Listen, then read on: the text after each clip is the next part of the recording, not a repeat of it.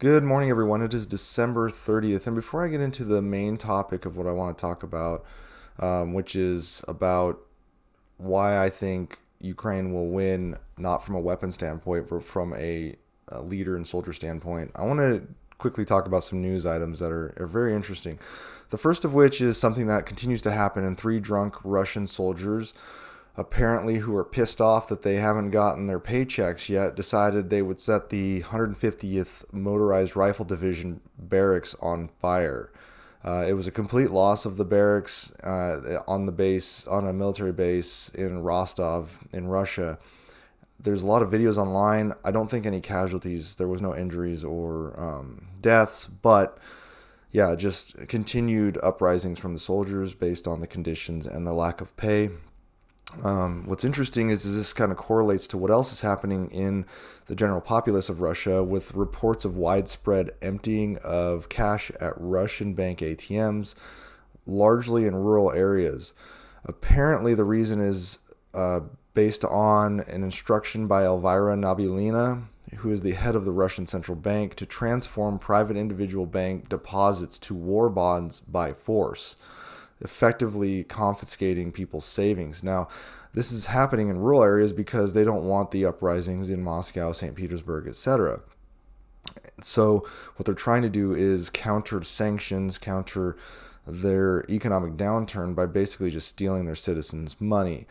And they're just doing it quietly and distributed. This is leading to a run on banks and ATMs, and there's videos of this online showing this. Now, the ruble is down 27% from its earlier highs this year.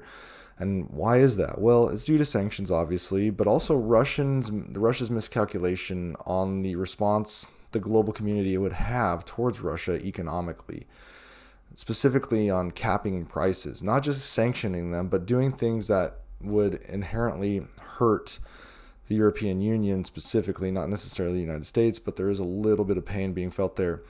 But the response from the global community that matters anyways on capping prices, on ceasing business in the country, as well as the war taking longer than expected, plus countries such as the United States and other oil producing nations being able to kind of step up to fill gaps as best as they can, and an unseasonably warm winter in Europe. It's almost like Mother Nature is telling Russia to fuck off by keeping it somewhat warmer in Europe, which is kind of interesting because that's not what we can say about the US, because it has been freezing cold here for a while now.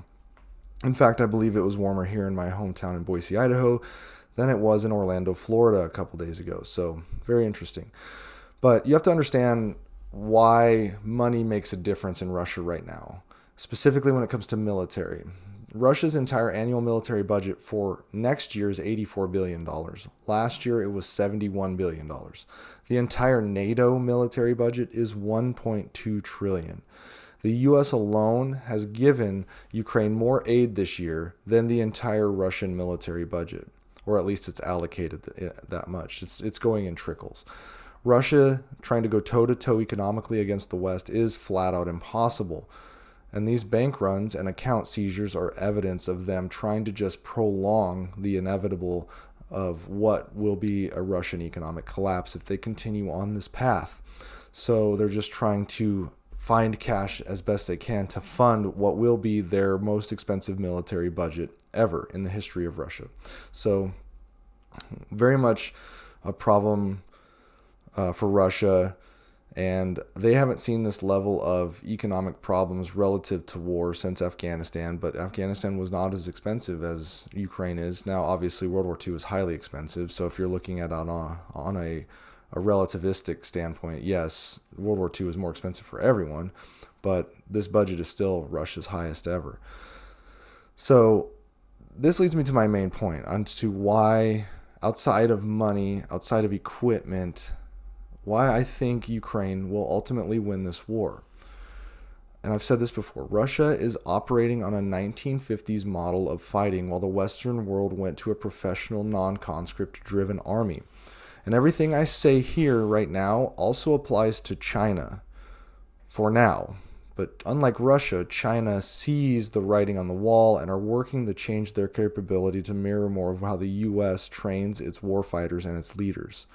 The greatest weapon a soldier has is right here. It is their head. It is their mind. It is their ability to think and adapt. And that is the best weapon the US and the United Kingdom and others have given the Ukrainians. The ability to think in a professional military and warfighter manner. The interesting thing about the United States is its military education program. The UK mirrors that somewhat as well. And most people will marvel at the tactics and maneuvers the Ukrainian army has, and they'll watch movies and say, wow, that dude had such tactical prowess. That's not just inherent. That comes from years and years of study, of reading books, of understanding the battlefield. These are master's and PhD level conceptions and thought processes these soldiers are having. It's no surprise that the United States alone has various war colleges that operate in PhD and master's level thinking when it comes to warfare. That is what the modern battlefield demands. Russia hasn't gotten there yet. The Ukrainians are taking cues and getting rapidly trained by the United States and the United Kingdom in that manner, but still the ultimate leaders, the big brain swinging dick on the block, is going to be those leading Western nations who take a professional military very, very seriously. So when you look at it, the Ukrainian army has transformed. They are conducting things that they never used to. It used to be just make a plan, go to battle, take orders, go. That's what the Russians are doing. The Ukrainians used to operate that. Now the Ukrainians are conducting rehearsals.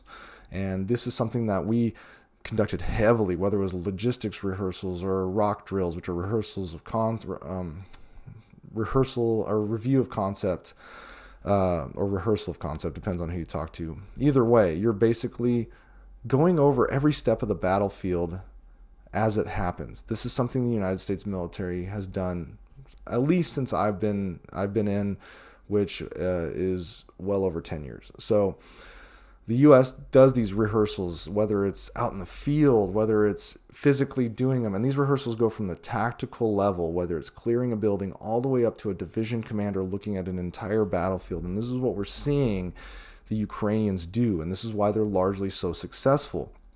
You never want to go into a fight not knowing what everyone around you is doing. And that's the whole central point of combined arms, which is what Ukrainians are trying to conduct, is a combined arms fight with artillery, infantry, logistics, and air and missile assets, which air is kind of degraded still.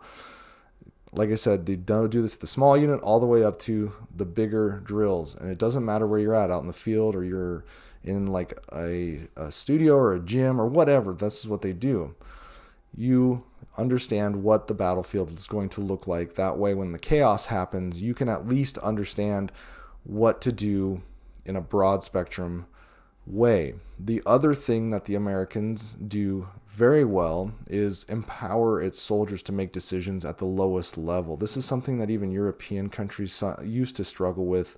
When I was training them in Germany at Hohenfels and Grafenwehr, empowering the lower enlisted to make decisions at their level because they are the guy on ground and see the battlefield is something that the Americans have done phenomenally, and they've passed that around NATO. This idea that Ukraine shouldn't be wasting our ammunition, which is what they've been very good at. They use, when I was on Vampire team in Hohenfels, it was the artillery team, they used the loop of decide, detect, deliver, assess. You find out what to attack. You find out if it's still there to attack it. You deliver the weapon, the munitions, and then you assess what's happened. And this is what they're doing. It's not willy-nilly firing like the Russians are doing. They're just firing willy-nilly in almost a terroristic manner. And this idea that Russia is almost untrained or in a place where they're not using their assets even 1/10 as effectively as the Ukrainians, nor even 1/100th of as effectively as what the U.S. or other NATO nations would, is exactly why I think the Russian army is going to continue to fail and ultimately they will lose this war.